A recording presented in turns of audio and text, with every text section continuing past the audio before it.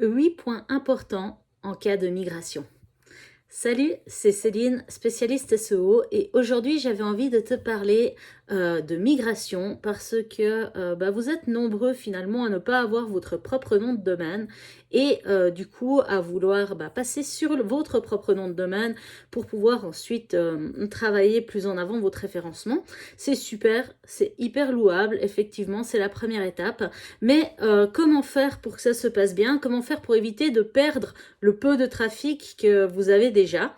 Alors, c'est pour ça qu'aujourd'hui, je voulais vous parler des 8 points importants lors d'une migration.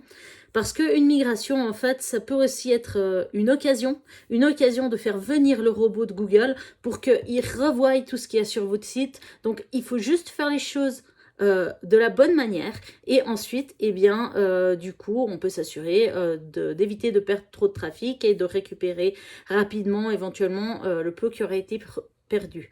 Donc le premier point, dans l'idéal on va éviter de changer les URL. Alors évidemment, des fois, justement, si vous changez carrément le nom de domaine, eh bien forcément l'URL va changer, mais on va essayer d'éviter un maximum. Si vous passez par exemple d'un Wix à un WordPress ou des choses comme ça, l'idéal, c'est vraiment de pouvoir garder les mêmes URL. Donc là, si c'est possible, on ne change pas les URL, sauf si évidemment c'est impossible parce que vous prenez enfin votre nom de domaine ou qu'il y avait des caractères spéciaux dans les URL et ça c'est mauvais, ou alors qu'elles étaient beaucoup trop longues, ou etc.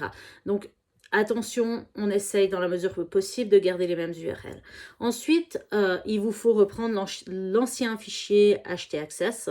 Ça veut dire c'est celui qui gérait déjà les redirections, parce que évidemment vous allez devoir faire des redirections, mais il ne faut pas oublier les redirections précédentes, les anciennes qui ont déjà été faites lors du cours de la vie du site, parce que sinon si vous oubliez celle-ci, eh bien, on risque de se retrouver avec une quantité astronomique de 404, et ça, Google déteste. Donc, attention à reprendre les anciennes redirections. Ensuite, bien sûr, gardez votre même compte Google Analytics pour pouvoir suivre les changements et pas tout recommencer à zéro. Avant de faire la migration, bien sûr, listez quelles sont vos URL qui drainent du trafic, c'est quoi vos meilleures URL. Ça c'est vraiment important pour que vous puissiez justement en tenir compte et vraiment faire attention à garder le trafic sur ces pages qui sont importantes. Ensuite, tout ce qui est contenu optimisé.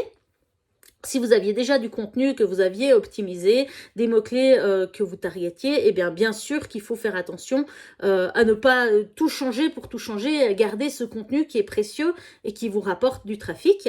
Ça, c'est hyper important. Ensuite, qu'est-ce que j'avais d'autre? Ah oui, les pages que vous allez abandonner, parce que peut-être il y a certaines pages vous en voudrez plus pour quelque raison que ce soit. Ne pas oublier de les rediriger, ne pas les laisser mourir en 404. Et puis faites très attention à votre maillage interne. Les pages doivent toujours communiquer les unes avec les autres pour que Google n'ait pas l'impression d'arriver dans un cul-de-sac. Si Google arrive dans un cul-de-sac, il déteste ça, il doit pouvoir continuer son petit bonhomme de chemin. Et si vous changez de nom de domaine, la dernière chose, gardez l'ancien nom de domaine. Comme ça, vous êtes toujours bon pour les redirections. Parce que une fois que vous ne serez plus propriétaire de l'ancien nom de domaine, eh bien, le problème que vous allez avoir, c'est que vous ne pouvez plus rediriger cet ancien domaine sur le nouveau s'il est plus à vous. Donc, c'est vraiment important de garder l'ancien nom de domaine et de faire les redirections depuis l'ancien vers le nouveau. Voilà, c'était tout ce que j'avais à dire sur la migration. C'était assez dense, il y avait les 8 points, donc je les répète: si possible, pas changer les URL, reprendre le fichier des redirections, garder le même compte Analytics, connaître les URL qui drainent du trafic, s'assurer que le contenu optimisé est toujours optimisé, rediriger les pages que vous abandonneriez, faites attention à votre maillage interne et garder votre ancien nom de domaine. C'est effectivement assez dense. S'il y a un de ces points qui vous pose problème, n'hésitez pas à me poser des questions dans les commentaires. Et puis, sinon, je vous dis à très vite. Salut!